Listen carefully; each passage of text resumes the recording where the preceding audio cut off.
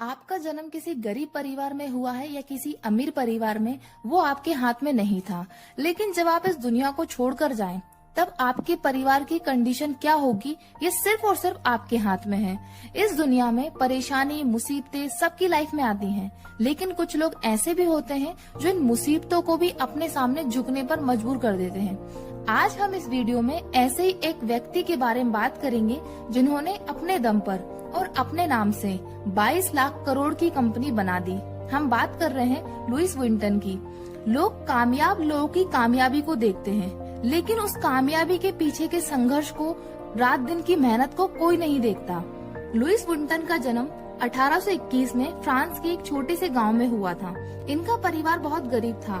पिता किसान थे, माँ टोपियां बनाने काम करती थी। इस कारण लुइस को अपने पिता के साथ खेतों में काम करना पड़ता था। जब लुइस 10 साल के हुए तो उनकी माँ का निधन हो गया। पिता ने दूसरी शादी कर ली।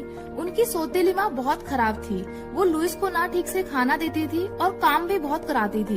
इन सब चीजों से परेशान होकर लुइस ने 13 साल की उम्र में घर छोड़ दिया और वो पेरिस चले गए।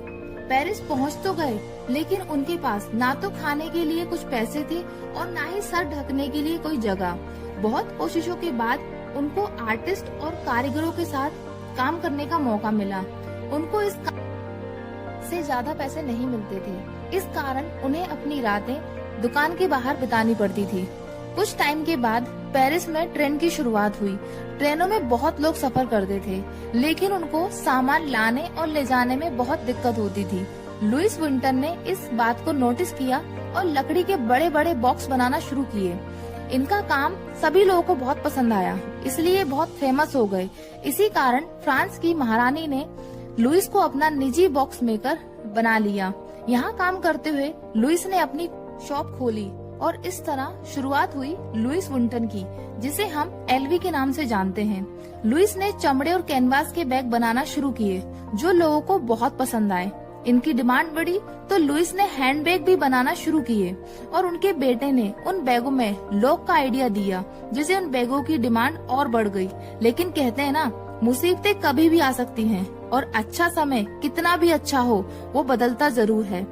फ्रेंको एशिया युद्ध के चलते अपना काम बंद करके उन्हें अपने परिवार के साथ घर छोड़ना पड़ा। वो कुछ टाइम तक शरणार्थियों के साथ अलग शहर में रहे।